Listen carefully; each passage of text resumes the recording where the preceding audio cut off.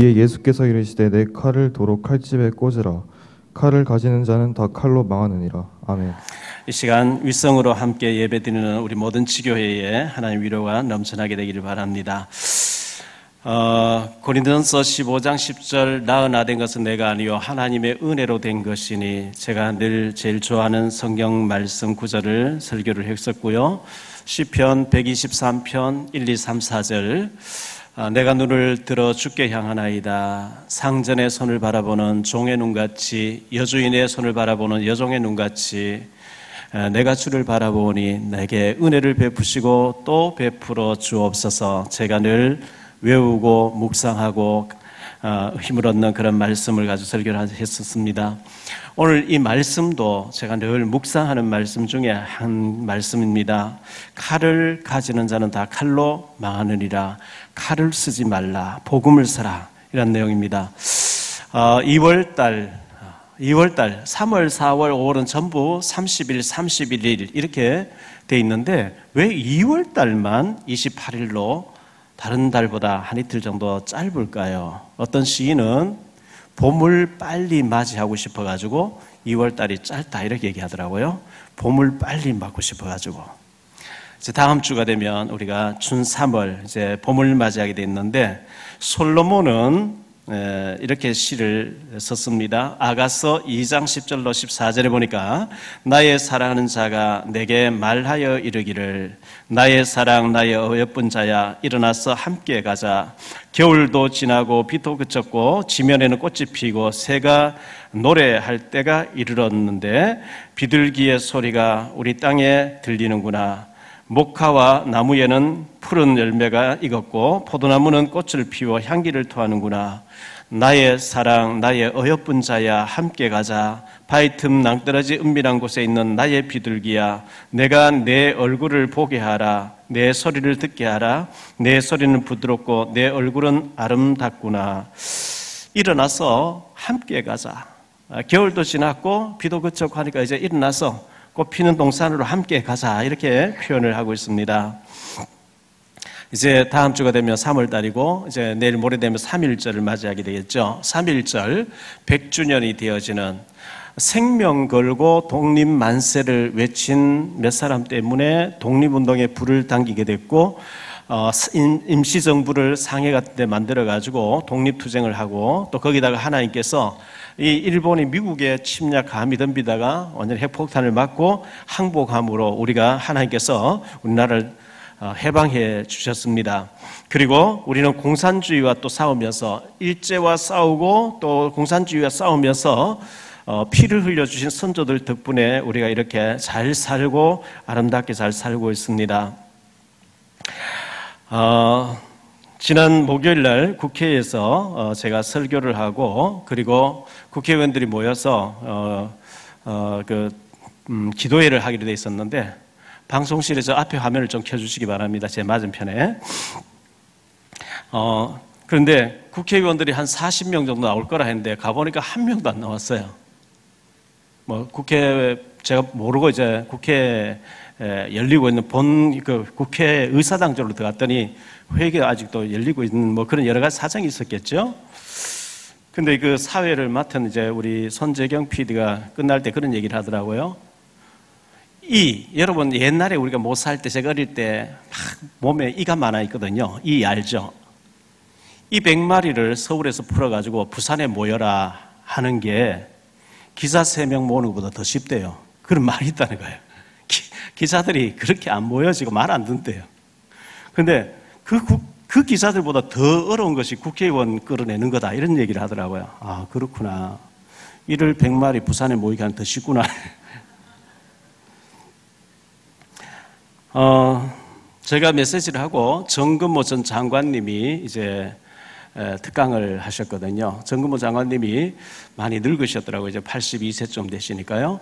이분이 초등학교를 마치고 중고등학교를 1년 만에 검정고시 끝내고 바로 서울대 물리학과를 나오셔가지고 미국으로 유학을 가서 핵무기를 만드는 그런 이제 연구소, 아주 그 천재적인 그런 장로님이죠.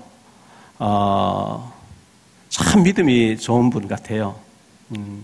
그래서 이분이 특강을 쭉 하는 가운데 우리나라가 150여 년 전에 너무 못 살았는데 130여 년 전에 선교사님 들어오게 된 때부터 우리나라가 너무 발전하고 잘 살게 됐다는 거죠. 우리가 너무 잘 살다 보니까 비만해지고 교만해져가지고 우리가 잘못 교만해서 살고 있는 게 아닌지 이제 이런 말씀도 하시고요.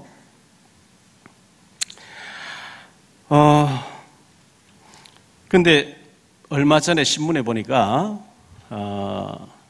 1억 도를 온도를 높일 수 있는 것을 우리나라의 과학자들이 개발했다. 이런 기사가 신문 한 면에 나는 걸 봤는데요. 그런 기술을, 원천적인 기술을 우리나라가 가지고 있고, 원자력 핵 이 부분에 우리나라가 최고의 권위자들이 돼 있다고 이런 얘기를 하면서 찬란한 대한민국을 만들 수 있다. 이런 얘기를 1시간 반 동안 특강을 하셨습니다. 기회 되면 한번 우리 교회에 모셔서 우리 렘넌트들 도전받고 우리 어른들도 도전받고 했으면 참 좋겠다 이런 생각을 하게 됐고요. 조선일보의 그 김대중 주필 있죠. 김대중 주필 언론인으로서 제일 영향력 있다 하는 분인데 몇 번 전에도 그렇게 했고 이번에 또 그렇게 했더라고요. 보니까 우리도 핵무기를 만들자. 북한이 핵무기를 가지고 이렇게 공갈 협박치고 있는데 우리도 만들면 6개월 만에 만들 수 있는데 그 간단하게 핵무기 만들어서 우리도 막 같이 붙어야지 왜 저러냐.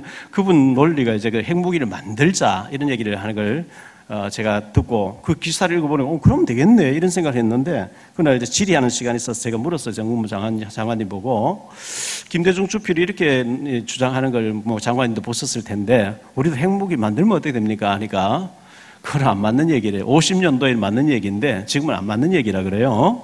그리고 핵은 핵을 아주 건전하게 쓰는 게 원자력이래요. 원자력. 체르노빌 같은 그 7 방벽을 해야 되는데 러시아에서 대충 했다가 체르노빌 원전 사고 터지고 막 이렇게 했는데 우리나라 최고 그 권위를 가지고 있고 최고 기술을 가지고 있대요. 이런 얘기를 하면서 그럼 북한에서 핵무기를 자꾸 공갈하는데 괜찮냐 하니까 우리나라하고 미국하고 가지고 있는 기술이 저 공중에 뭘 쏴놓고 뭘 전파를 쏴버리면 북한의 핵무기를 어디로 쏘아 보내야 되는데 그쪽에 이 모든 전산망이 마비가 되도록 하는 기술을 가지고 있대요. 무용지물이 되도록 하는 그런 게 이렇게 게임이 안 되는 우리가 지금 기술력을 가지고 있기 때문에 괜찮다 이런 얘기하는 것을 들었습니다. 그렇구나 이런 생각을 했고요. 정무부 장관 얘기입니다. 600여 년 전에 세종대왕이 훈민정음 한글 창제를 하셨는데 미국 하와이 가면 열방대학이 있답니다. 그 열방대학에서 전 세계 언어를 연구를 했는데 아직도 글이 없는 종족들이 너무 많다는 거예요. 전 세계에 소수민족 중한데 그 글이 없는 나라에 글을 어떤 걸 소개하냐 한글을 소개한대요. 이 한글만큼 명료하고 한 달만 배우면 자기 언어를 쓸 수 있을 만한 모든 걸 표현할 수 있는 이런 글이 없다는 겁니다. 그래서 하나님께서 우리 민족에게 아주 그 DNA 기가 막히는 걸 주셔놨는데 우리나라가 초인류 국가 될 수 있다고 하는 이런 내용을 그분이 강연을 하셨습니다. 참 감사한 일이죠. 하나님께서 지금까지 우리나라를 지켜주시고 인도하신 것 감사해야 될 줄 믿습니다. 또 제 같은 죄인도 하나님 앞에 쓰임 받는 것 너무 감사하고요. 어떻게 하면 일어나서 함께 가자 했는데 어떻게 하면 우리 모든 중직자들과 모든 성도님들을 축복받게 할 수 있을까? 저는 이제 밤낮 없이 그 고민을 하는 가운데 중직자 대학원이 23일 날 개강한다는데요.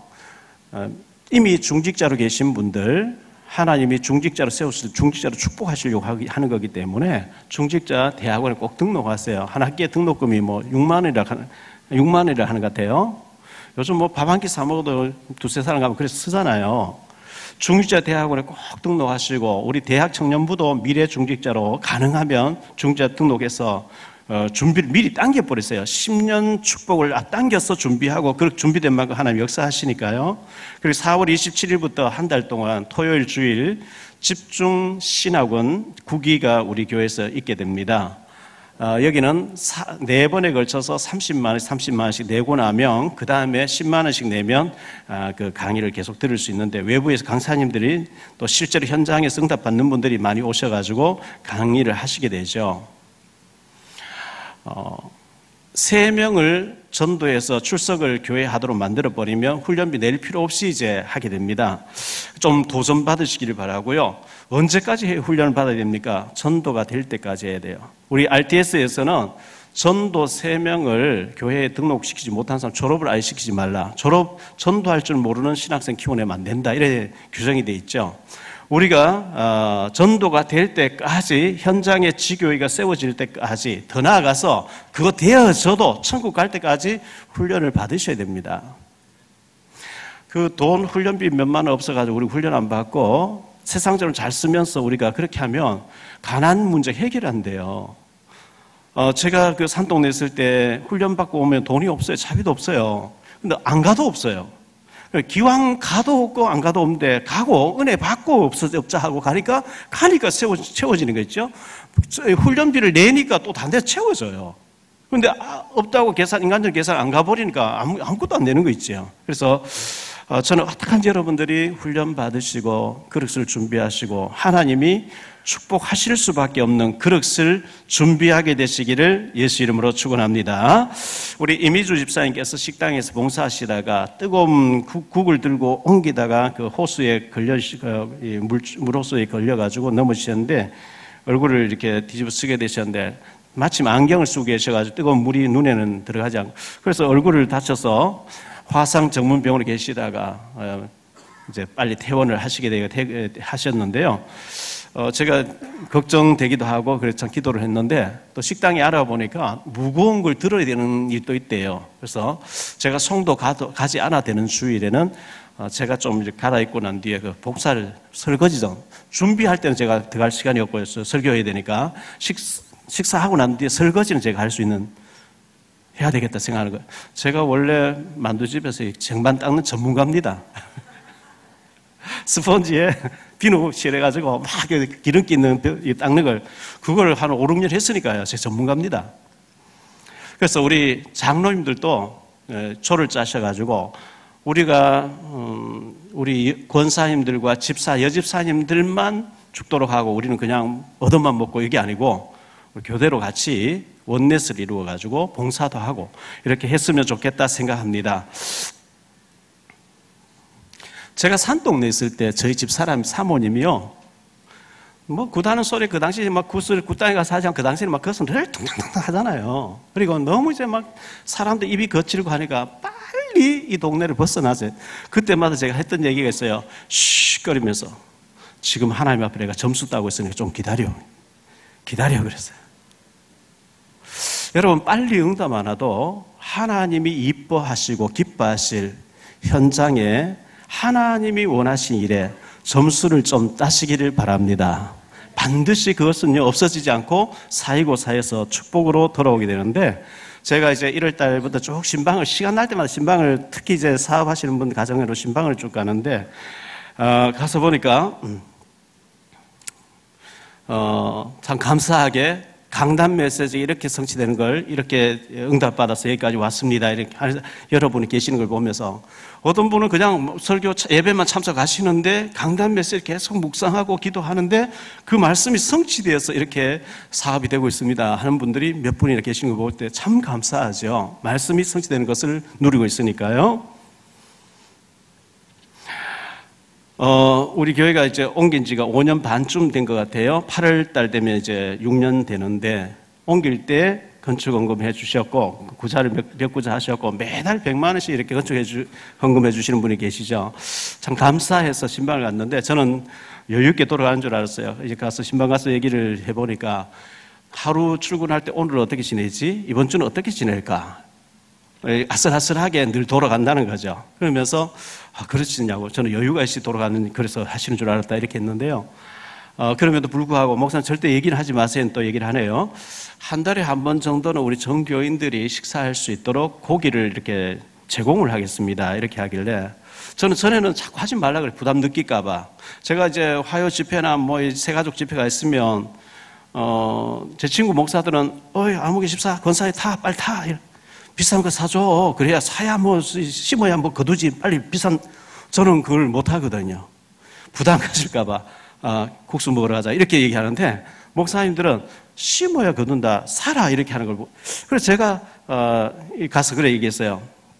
집사님이 한 달에 한 번씩 정교인들이 먹을 수 있는 이렇게 고기를 제공하겠다.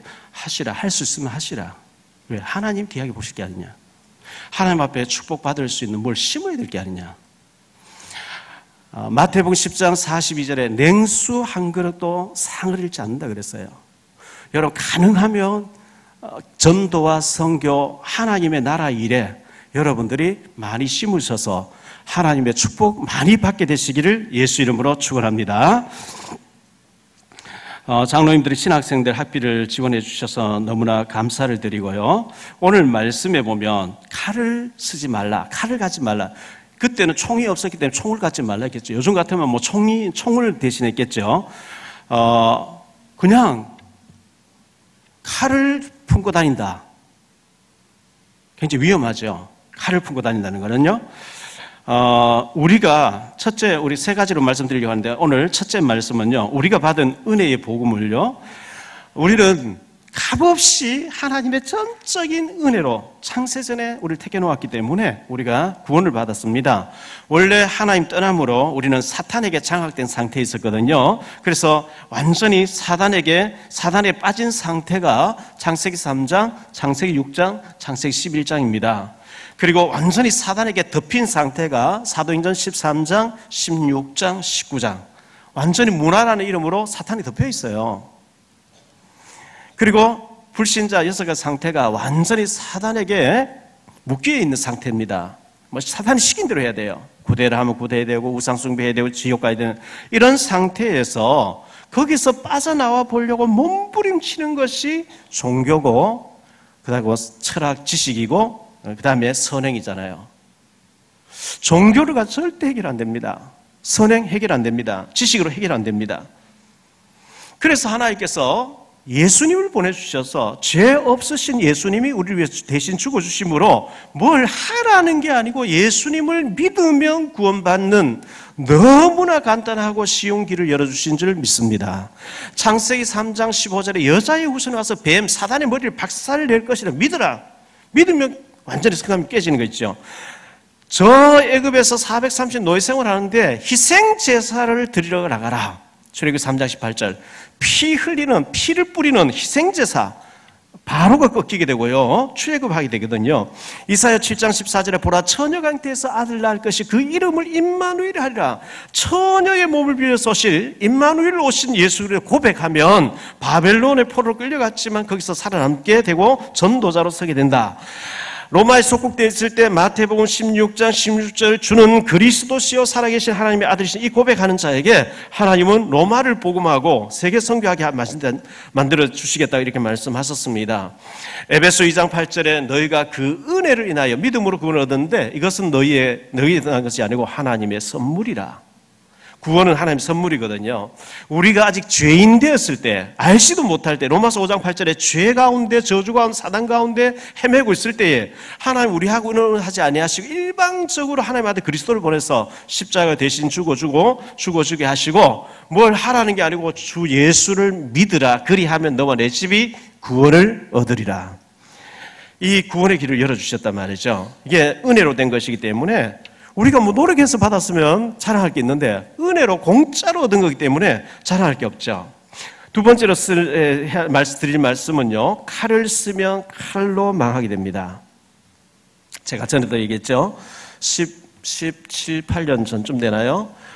제가 러시아의 옛날 수도 상트페테르부르크에 가서 합수훈련하고 모스크바로 옮기게 됐는데요. 모스크바에 계신 선교사님이 그 시내를 구경시켜주는 가운데 목사님 전쟁 박물관을 가봅시다. 러시아는 땅덩어리 크니까 얼마나 건물도 크게 지어놨는지 몰라요. 그래서 전쟁 박물관이라고 그 광야에 있는데요. 그건 뭐 들판이 어마어마하게 크게 이제 해놨는데 그 전쟁 박물관에 딱 들어가니까 큰 공중에서 이 철사 줄을 매가지고 큰 검이 공중에 이렇게 떠 있는데요. 엘친 대통령 글을 써놨어요. 각 나라 언어로 칼을 쓰는 자는 반드시 칼로 망하느니라. 아주 인상 깊은 글귀였습니다. 칼이 의사의 손 들려지면 수술에 사람 살리겠죠. 칼이 강도의 손 들려지면 사람 죽이겠죠. 칼. 우리가, 예수 믿는 우리가, 목사인 제가, 또 교육자들이, 또 장로님들이 칼을 품고 다니다가 어떤 놈 한번 걸려봐라 죽이겠다. 이런 사람 없겠죠. 근데 미국 같은 데는 총을 마음껏 개인이 휴대할 수 있고, 총 한 자루에 뭐 7, 8만 주면 사가지고 휴대할 수 있으니까 총기 사고 맞고 많이 터지는 거죠. 근데 우리가 칼을 가지고 다니지는 않는데 율법의 칼을 가지고 있어요. 복음 받으면 율법이 복음으로 바뀌어야 되는데 워낙 율법에 찌들어져가지고 율법이 속에까지 찌들어져가지고 율법이 복음으로 안 바뀌어지고 율법을 가지고 모든 사람 모든 사건을 대하면서 율법에 막 칼을 써버리거든요. 갈라디아 3장 24절에 율법은 그리스도께로 인도하는 몽학선생이라 그래서요. 율법이 뭐냐? 하나님의 법입니다. 하나님의 법은 좋은 거잖아요. 하라는 거 안 하면 죄고 하지 말라 하면 죄인데 율법이 죄라고 하는 거 안 알려주면 우리는 죄를 지어도 죄인 줄 모르는데 율법이 죄다고 얘기하니까 죄인 줄 아는 거죠. 율법을 알고 보니까 우리는 죄를 지었어요. 원죄를 지었어요. 자범죄를 지었어요. 알고 지은 죄, 모르고 지은 죄, 조상숭배, 우상숭배한 죄, 모든 죄가 있는데 율법으로 나 자신을 계속 조명하면 절망해야 돼요. 죽어야 돼요.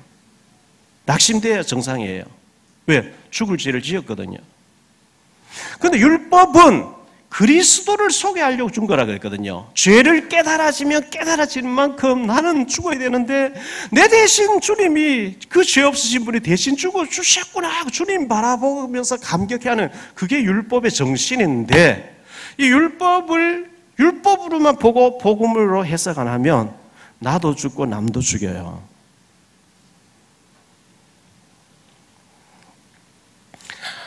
여러분들이 율법에 있는지 복음에 있는지 한번 자가진단 한번 해보세요. 누가복음 15장 11절로 32절에 보면 탕자 비유가 나오거든요. 어떤 부잣집에 아들 둘이가 있는데 작은 아들이 아버지를 자꾸 졸라서 내게 돌아올 분깃을 주세요. 유산을 물론 미리 당겨달래요. 외국에 가서 돈을 많이 벌어오겠대요. 워낙 졸라대니까 아버지가 재산을 줬어요. 그걸 가지고 먼 타국으로 가서 허랑방탕하면서 다 탕진해버린 거죠. 돈 많고 타락하고 있으면요 온갖 잡된 인간들이 몰려들겠죠. 왜? 돈 보고. 그래서 술 마시고 요즘 말로 하면 마약도 하고 뭐 이렇게 허랑방탕했어요. 돈 다 떨어졌어요? 아무도 찾아주는 사람 없어요. 어제 저녁에 제가 어떤 분 전화를 받았어요. 설교 준비하고 있는데 목사님 교회에 있다고 온 무게 집사입니다. 저 알아보시겠어요? 모른다 하면 시험 들고 아니겠어요? 안다고 했어요. 기억도 안 나는데 안다고 그랬어요. 그런데 제가 서울에 어디 살고 있는데 혈액암이 와서 지금 매일 투석하고 이렇게 오랫동안 고통당하고 있습니다. 그렇습니까? 목사님 너무 죄송한데 부탁드릴 게 있어서 전화했습니다. 뭔데요? 우리 딸이 29입니다. 결혼 안 했습니까? 제 병치레를 한다고 결혼 포기하고 이제 직장 다니면서 해줬는데 지하철 탄다고 계단 내려가는데 누가 뒤에서 확 남자가 밀어버리고 도망가 버렸대. 그래 꼬꾸라지면서 굴러가지고 뼈가 막 으스러졌는데 MRI 찍고 수술 들어가야 되는데 MRI 찍을 비용이 80만 원인데 50만 원밖에 없대요. 30만 원 모자란다는 거예요. 그 얘기예요. 좀 30만 원 도와줄 수 있겠죠. 그래서 제가 간사님께 전화드려서 여기 계좌로 좀 보내드리라 이렇게 했어요.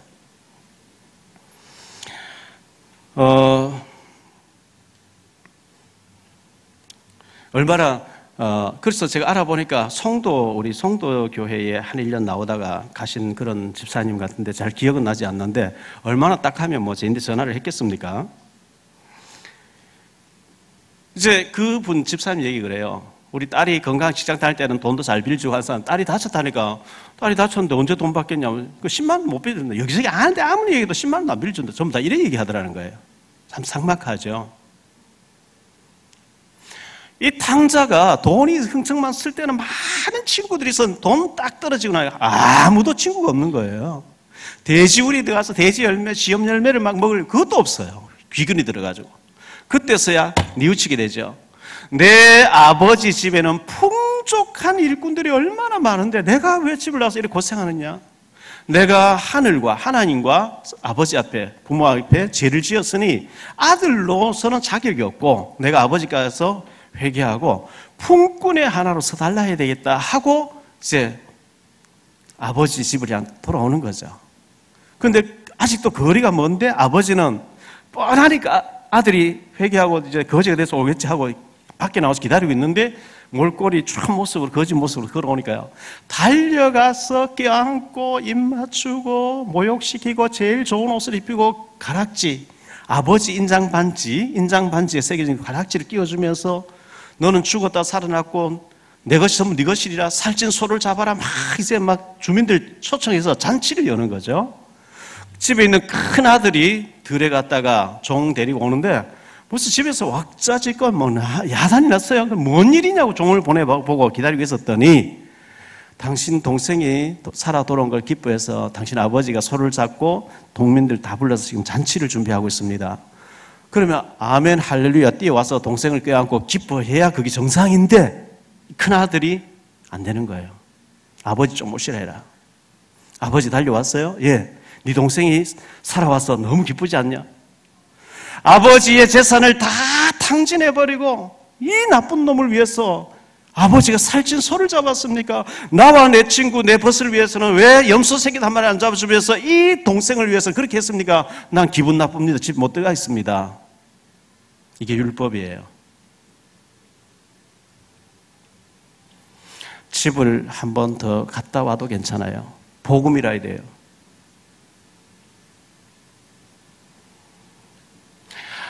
율법에 찌들어져 있으면 죄를 짓고 타락하다 온 사람은 용납을 못해요. 계속 난도질 해버린 거 있지. 일부러 방탕하러 가라는 얘기가 아니고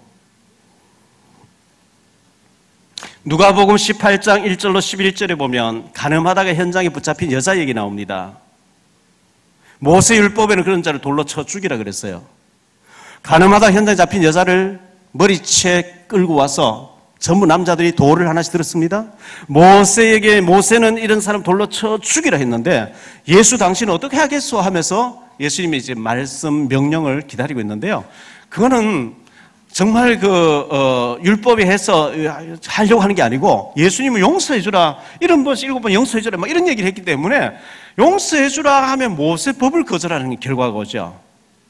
죽이라 하면 지금까지 용서해주라는 말이 헛소리가 되니까 진퇴양난에 빠지게 해놓고 예수를 시험할 돌 들고 와서 지금 당신 어떻게 하겠어? 판정해 봐라고 이렇게 하는데요.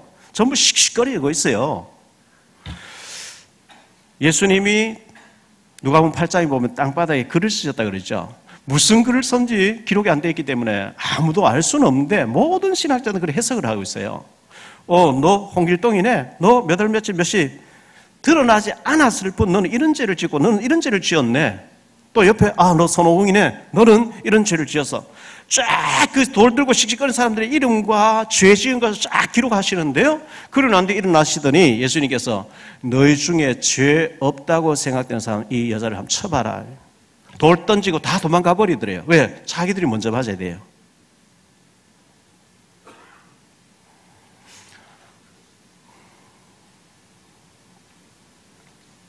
율법의 시내산에 머물러 있으면 천둥치고 번개치고 벼락치고 막 합니다.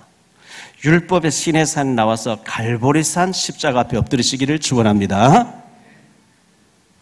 두 번째, 인본주의 칼이 있습니다. 하나님 능력을 안 믿는 게 인본주의죠. 마태복음 16장에 주는 그리스도시요 살아계신 하나님 앞에 베드로가 고백하는 바요나 시몬 네가 복이 있구나. 내가 이 반석에 내 교회를 세우겠다. 막 주님 칭찬했거든요. 그리스도 고백되고 난 뒤 예수님은 내가 그리스도니까 죽었다가 3일 만에 살아날 거야. 그리스도 고백되기 전에 한 번도 십자가 사건을 얘기하지 않았는데 그리스도입니다 하니까 그래 내가 그리스도야. 내가 죽었다가 살아날 거야 하니까 베드로가 주여 절대 죽으시면 안 됩니다 하면서 베드로가 말리죠. 마태복음 16장 33절에 예수님 말씀입니다. 네가 하나님의 일을 생각하지 아니하고 도리어 사람의 일을 생각하는도다. 우리는 하나님 이름 팔면서 하나님 위해서 한다 하면서 사람의 일, 내 야망을 채우려고 하는 사람의 일을 자꾸 하나님의 일로 포장해서 할 수가 있거든요. 이게 인본주의의 칼입니다.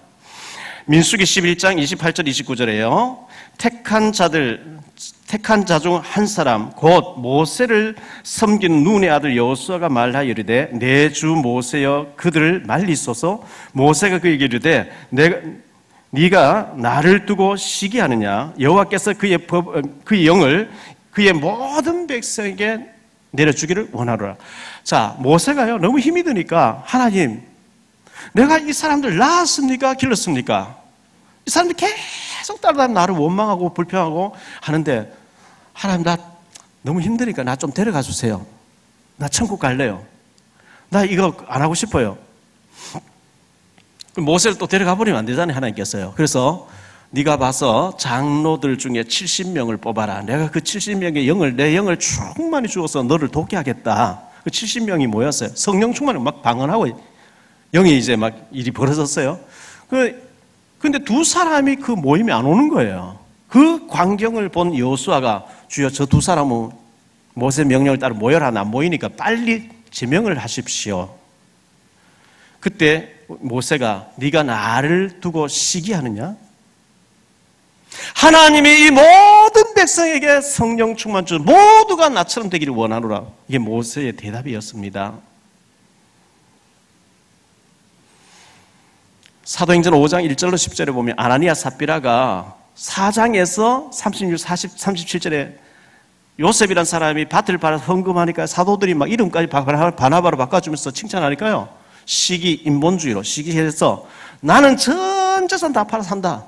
그 놓고 가서 뭐 절반 숨기고 이러다가 아나니아 삽비라 하루에 같이 죽게 되잖아요. 이런 게 전부 인본주의의 칼을 쓰는 거예요. 그 다음에 말로 죽이는 칼을 쓰는 사람 많이 있습니다. 참 조심하셔야 됩니다.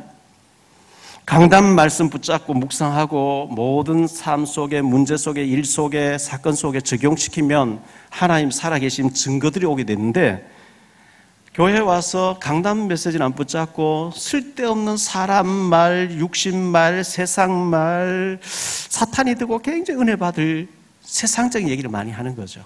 누가 어떻단다, 누가 어떻단다 막. 그래서 응답이 안 되는 거예요. 그런 말 너무 좋아하면요, 아무리 금식 기도해도 응답이 안 돼요. 고린도전서 10장 10절에 광야 이스라엘 백성들은 원망하였다. 원망이 완전히 입에 발렸어요. 계속 원망하는 거예요. 디모데후서 2장 17절에 보니까 그들의 말은 악성 종량이 되어 퍼져 나감이라. 여러분, 악성 종량은 암덩어리입니다. 예를 들어서 내 몸에 암이 있는데 이걸 떼가지고 옆에 사람이 암을 집어넣어서 봉해버리면 그 사람이 암 환자가 돼버리겠죠.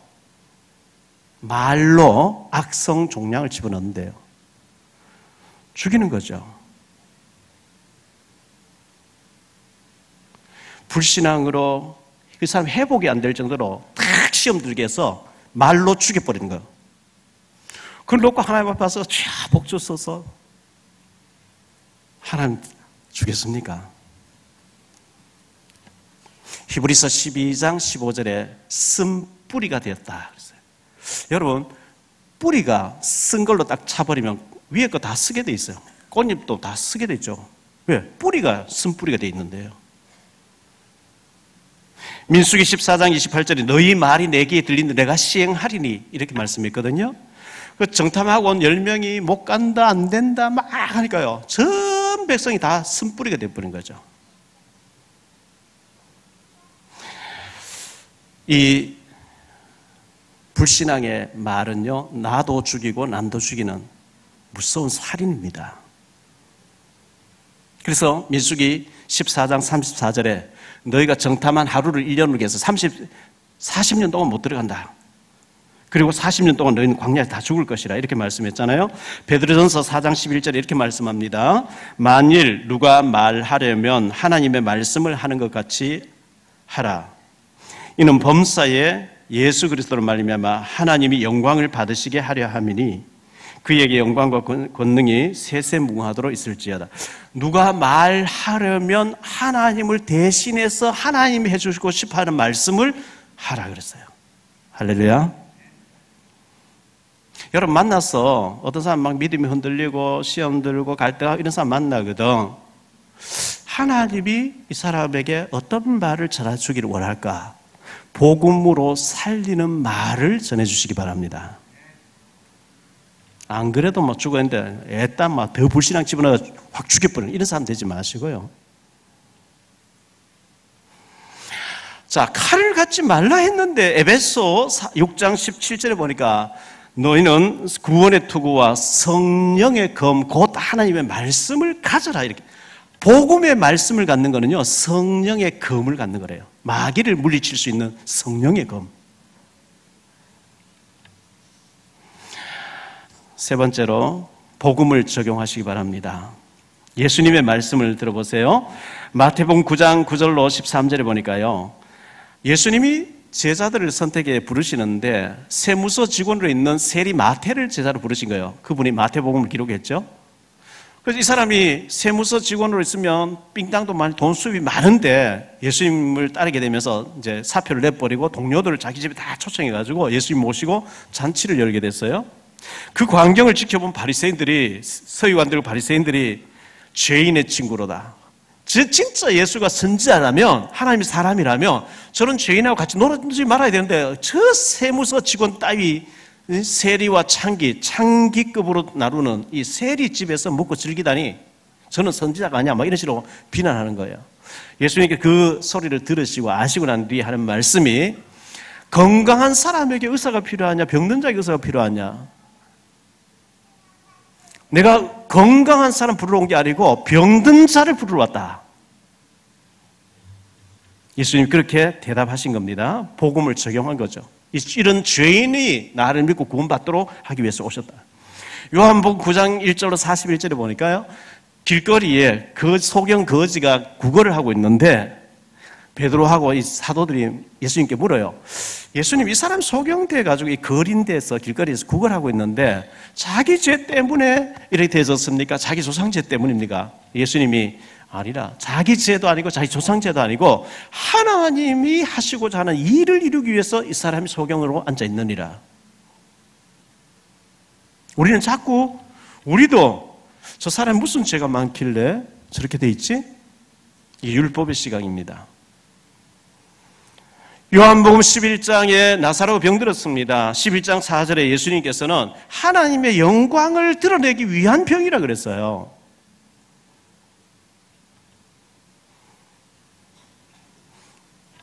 마태복음 18장 21절로 22절에요. 베드로가 예수님께 질문을 거창하게 자기 딴에 막 폼 잡고 이제 질문했는데요.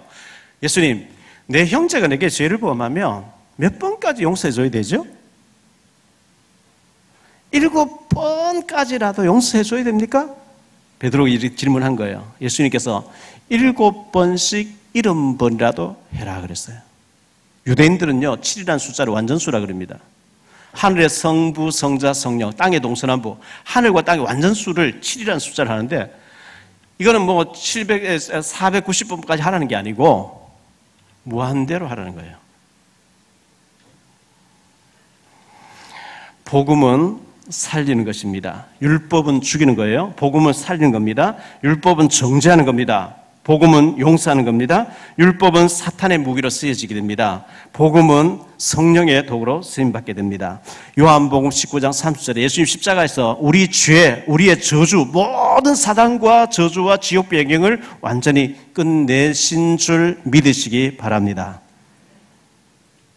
로마서 8장 1절로 2절에 그러므로 이제 그리스도 예수 안에 있는 자에게는 결코 정죄함이 없나니 이는 그리스도 예수 안에 있는 생명의 성령의 법이 죄와 사망의 법에서 너를 해방하였음이니라. 주님이 무죄, 네가 나를 믿는 것 때문에 원죄, 자범죄, 조상죄, 모든 우상 숭배한 죄, 모든 죄 용서받았느니라. 주님이 성령의 생명의 성령의 법이 무죄라고 해방이라고 땅 두드려 버렸어요. 누가 우리를 정죄할 수 있겠습니까? 사단은 자꾸 그걸 속이려고 하는 거죠. 이미 주님 해방, 의롭다, 다 끝내놨는데 사단은 자꾸 속입니다. 요한복음 8장 11절에 예수님께서 나도 너를 정죄하지 아니하노니 가서 다시는 죄를 범하지 말라. 예수님이 이렇게 말씀하셨거든요. 요한복음 3장 17절에 하나님이 그 아들을 세상에 보내신 것은 세상을 심판하려 하심이 아니요 그로 말미암아 세상이 구원을 받게 하려 함이니라. 오늘 말씀 5장 마태복음 26장 53절에 보니까요. 너는 내가 내 아버지께 구하여 지금 12군단 더 되는 천사를 보내시게 할 수 없는 줄로 아느냐. 12군단이라고 나왔어요. 제가 우리 군인으로 계신 분에게 물어봤어요. 군단이 몇 명이냐 이렇게 물어봤어요. 군단과 여단과 사단 사이에 군단이 있대요. 나라마다 그 숫자가 좀 다른데 사단의 규모가 한 3만 명 정도 됩니다. 뭐 이렇게 얘기하더라고요. 히브리서 12장 22절에 1000만 천사를 하나님 부르신다 그랬잖아요. 천사 한 명 풀어보니까 18만 5천 명을 아수르 군사 하룻밤에 다 제거하신 하나님 능력. 12군단도 하나님 부르실 수 있는데 네가 칼 안 써도 된다. 예수님 그렇게 말씀하신 결론적으로 말씀드립니다. 칼을 쓰지 마십시오. 우리가 칼을 주머니 넣어다 탁 찌르고 그런 칼은 안 가져다닙니다. 율법의 칼로 말로 사람 죽이지 마십시오. 살리세요. 복음으로 살리세요.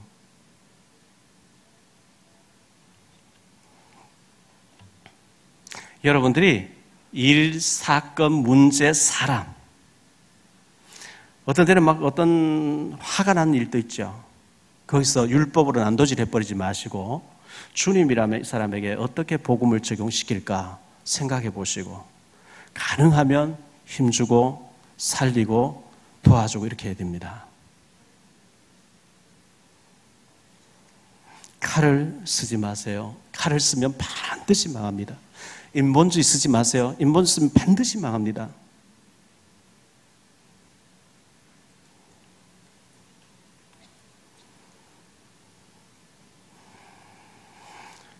옛말에 말 한마디가 천냥 빛을 갚느리라 이런 말이 있잖아요. 우리가요 입술에 할례를 받아야 돼요. 너무 불신앙 말로 나는 완전한 의이고 남은 막 죄인인 것 같이 막 정죄하고 비판하고 흉보고 막 다니며 험담하고요. 믿음 없는 사람 완전히 암덩을 집어넣어버리는 그런 사람 아무리 금식 기도해도 응답이 안 됩니다. 왜? 입술에 할례를 안 받아서 다니면서 불신앙 말을 줄줄줄줄 막 쏟아내고 있기 때문에 그렇습니다. 교회 와서요 말을 많이 하지 마시고 말하는 그 예배드린 외에 차 마시고 밥 먹고 막 얘기하는 얘기 거의 99.9%가 세상 말입니다. 육신 말입니다.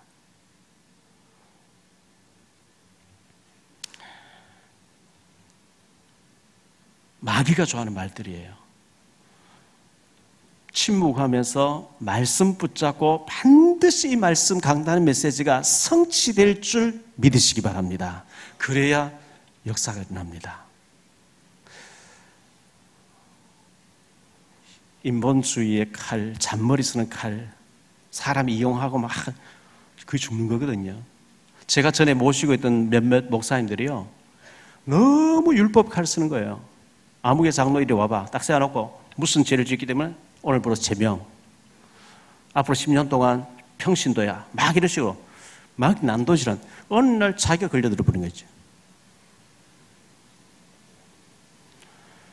안 됩니다.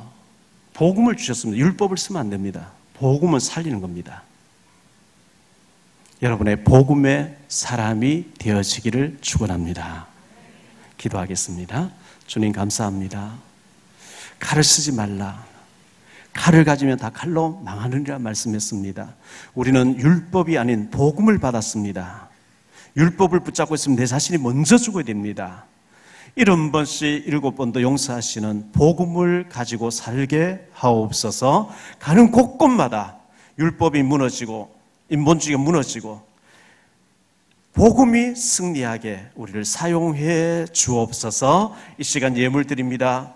주님, 경제 축복받아서 지교회를 세우고 오바다처럼 100명의 이상 사명자를 세울 수 있을 만큼 237 나라에 선교할 수 있을 만큼 축복받는 우리 중직자들과 모든 성도님들 다 되어질 수 있도록 복을 내려 주옵소서. 주 예수 그리스도 이름으로 축복하며 기도하옵나이다. 아멘.